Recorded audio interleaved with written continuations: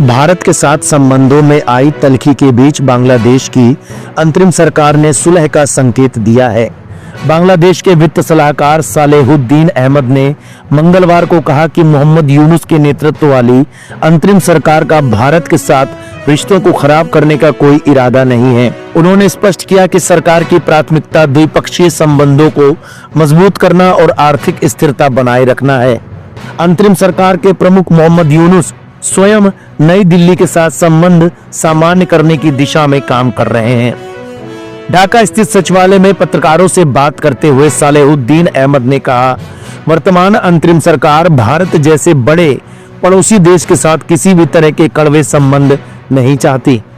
हमारा उद्देश्य द्विपक्षीय रिश्तों को और बेहतर बनाना तथा अर्थव्यवस्था को स्थिर रखना है। उन्होंने कहा कि बांग्लादेश में कुछ नेताओं द्वारा भारत के खिलाफ दिए जा रहे कुछ बयानों का अंतरिम सरकार से कोई लेना देना नहीं है और वे पूरी तरह राजनीतिक हैं। सालेहुद्दीन अहमद ने यह भी कहा कि बांग्लादेश के मौजूदा राजनीतिक हालात का भारत के साथ व्यापार और आर्थिक सहयोग पर कोई असर नहीं पड़ेगा। उन्होंने बताया कि बांग्लादेश ने भारत से 50,000 मीट्रिक टन चावल आयात करने का फैसला किया है, जिससे दोनों देशों के आर्थिक संबंध और मजबूत होंगे। उन्होंने कहा कि आवश्यक वस्तुओं के आयात में कोई बाधा नहीं डाली जाएगी।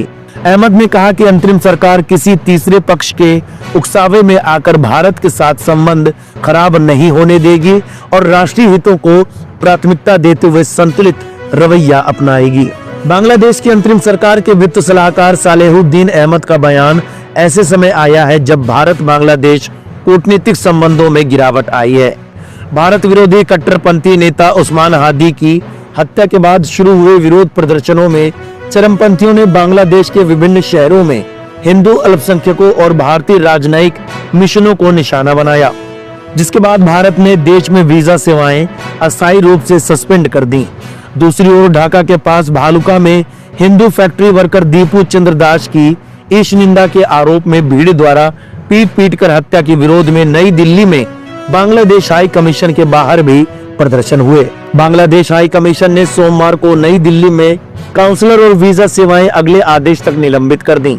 पिछले सप्ताह भारत के संसदीय स्थायी समिति विदेश मामलों ने बांग्लादेश में जारी संकट को लेकर चेतावनी जारी करते हुए इसे 1971 के मुक्ति संग्राम के बाद पड़ोसी देश में नई दिल्ली के लिए सबसे बड़ी रणनीतिक चुनौती बताया था। दोनों देशों के बीच ऐतिहासिक संबंधों में आई इस गिरावट के बीच बांग्लादेश की अंतरिम सरकार के वित्त सलाहकार का यह बयान सकारात्मक संकेत के रूप में देखा जा रहा है।